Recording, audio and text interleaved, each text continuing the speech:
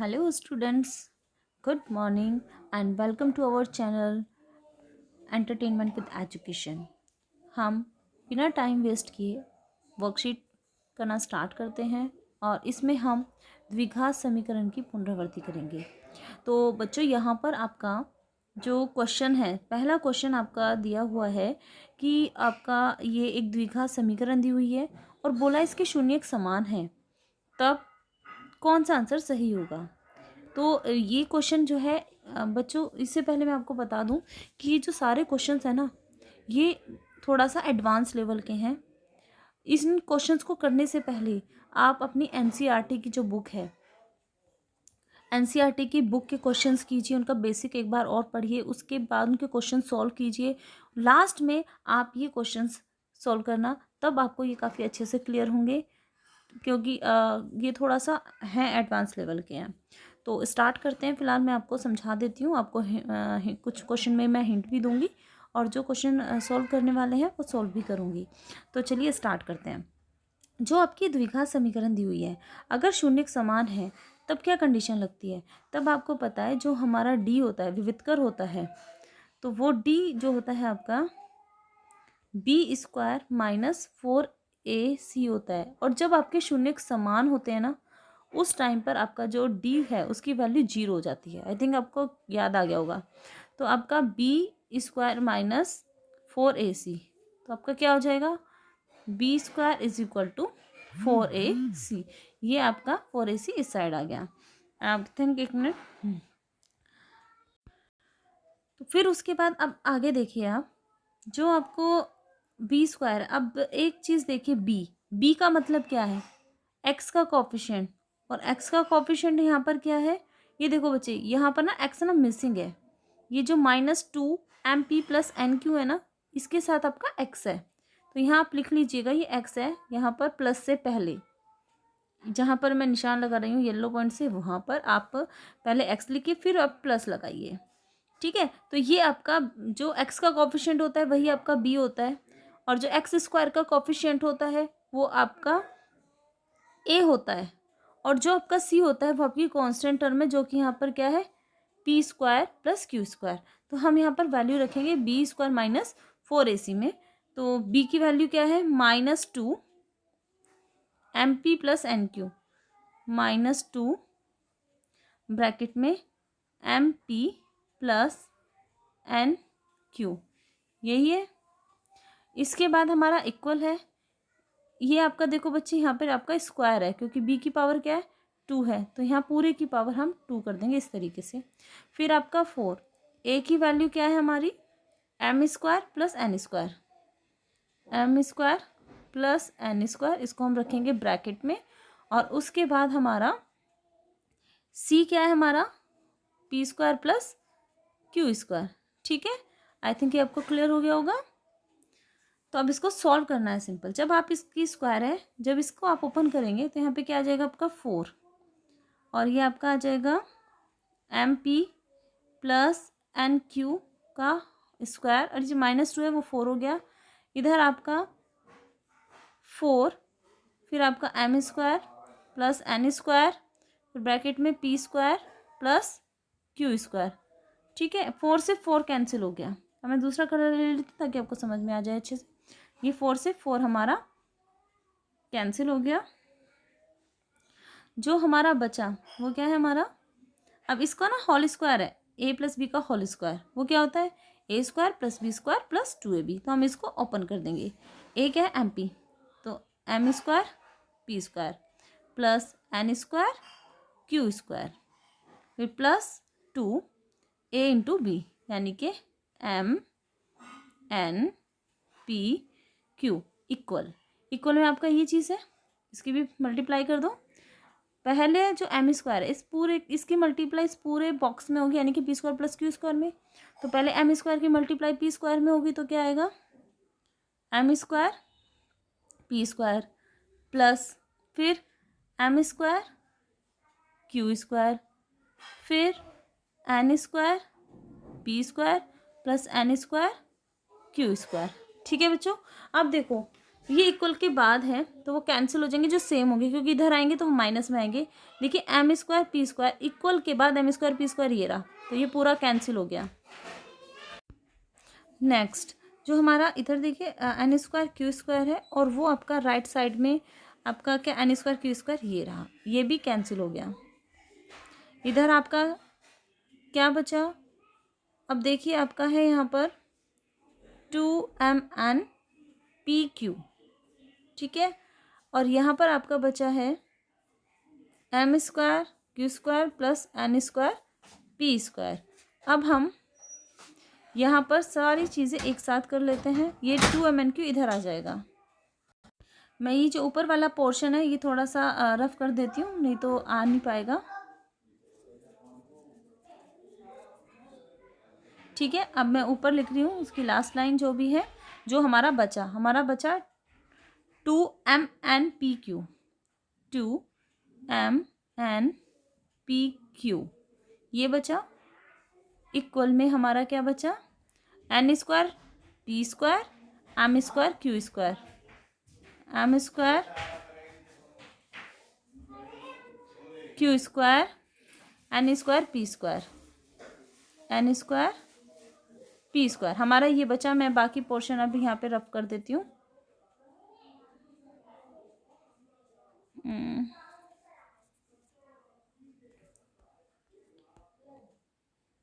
Oh no, एक minute बच्चे।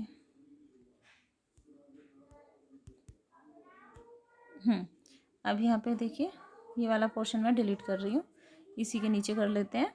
तो स्टार्ट, तो ये देखिए बच्चे, अगर हम ये पूरी की पूरी जो टर्म है अगर हम उसको राइट साइड में लाएंगे तो ये हमारा माइनस में आ जाएगा, और इधर क्या रह जाएगा, जीरो। इस तरीके से 0 is equal to M square Q square plus N square P square minus 2mn pq। Okay, अब ध्यान से देखिएगा,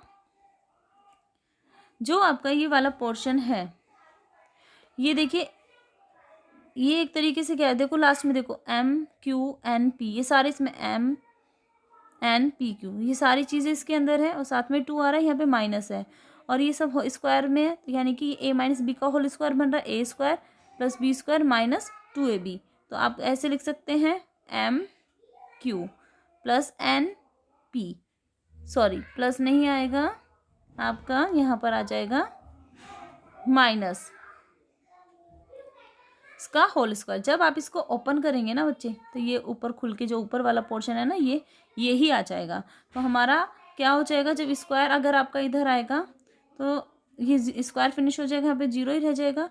इक्वल में आपका क्या बचेगा, MQ माइनस NP, और जब आपका यहाँ से जो माइनस वाला NP है जब वो राइट साइड में आ जाएगा तो वो प्लस का हो जाएगा, लाइक दिस। ध्यान से देखिएगा,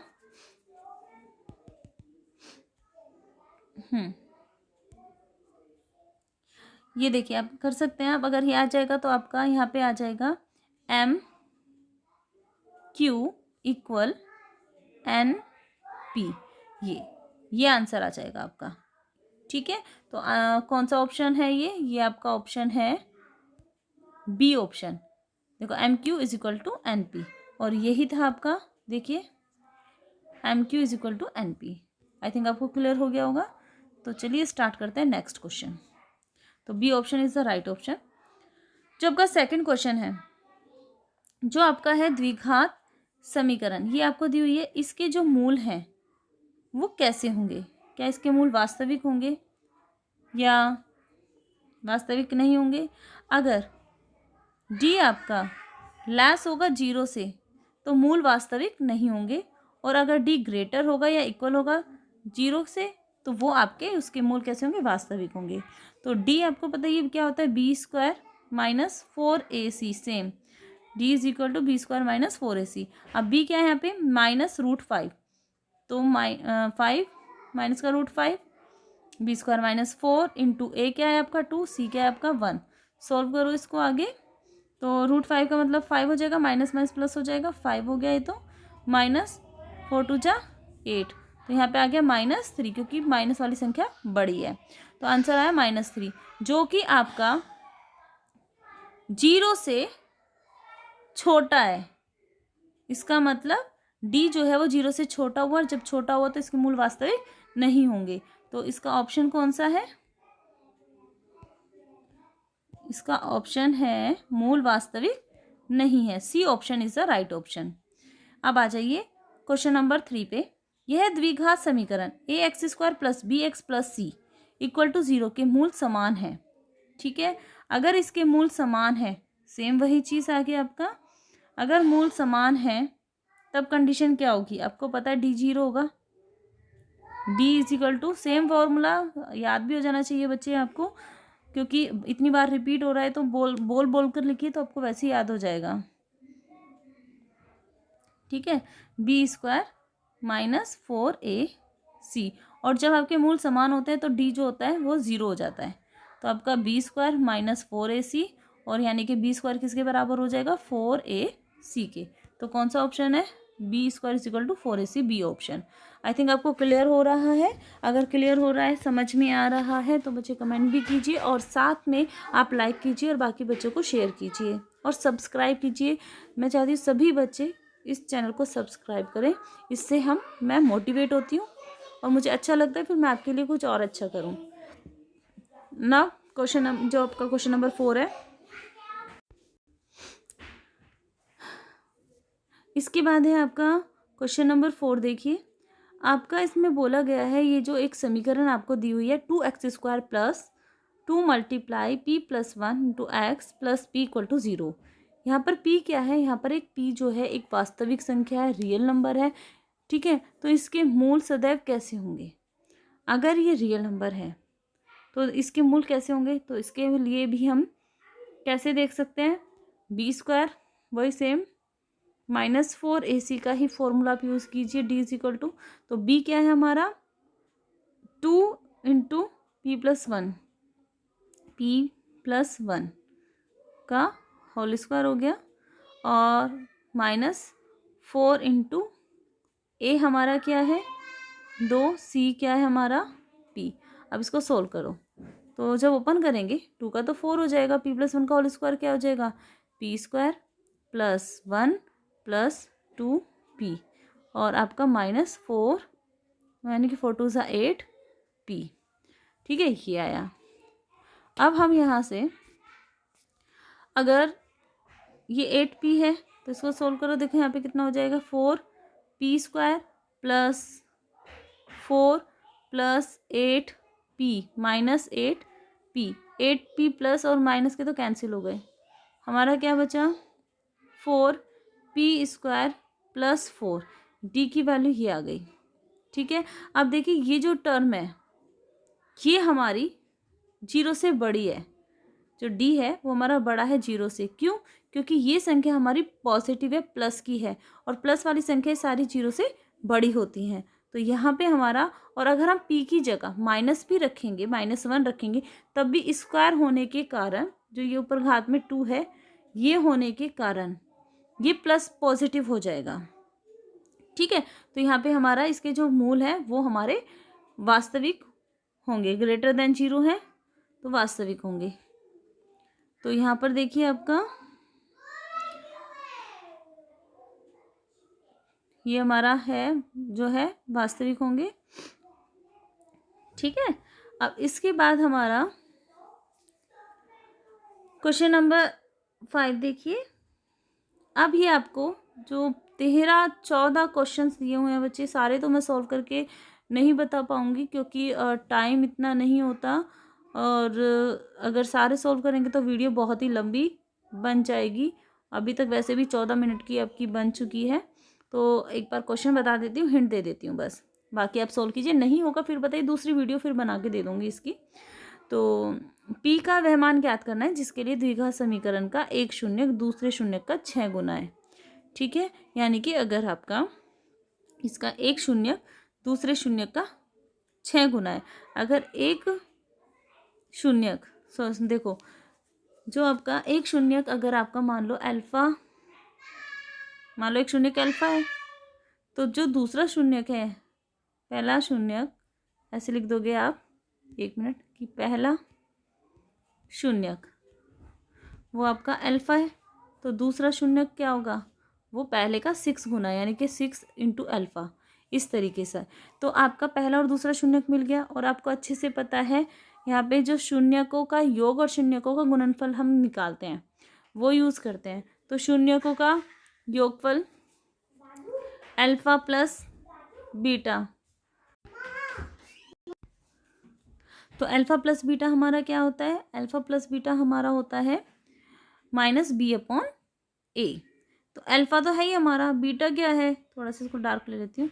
बीटा क्या है हमारा, अल्फ़ा पहले मूल का 6 गुना, इस तरीके से। और बी क्या है हमारा -14, ए क्या है हमारा पी। तो यहाँ पे क्या हो गया 7 अल्फ़ा, तो 7 अल्फ़ा हमारा -14 अपॉन पी। 7 से 14 कट होगा, 2 आ जाएगा, तो अल्फ़ा इज इक्वल टू आ जाएगा -2 अपॉन पी। तो अल्फ़ा की वैल्यू तो आ गई आपकी।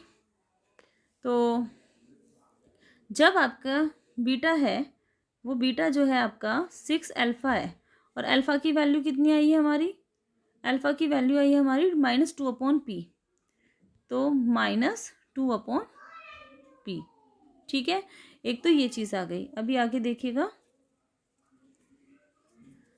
अब है हमारा अल्फ़ा इंटू बीटा, दूसरा करेंगे क्योंकि हमें फाइंड क्या करना है, हमें पी की वैल्यू ज्ञात करनी है। तो अभी तक हमारी पी की वैल्यू आई नहीं है, तो अल्फ़ा इंटू बीटा क्या होगा, सी अपॉन ए, और सी क्या है 8, तो अल्फ़ा बीटा क्या है हमारा 6 अल्फ़ा, सी हमारा क्या है 8, और ए क्या है पी। तो यहाँ पे कितना हो गया हमारा, alpha square is equal to 8 upon P into 6।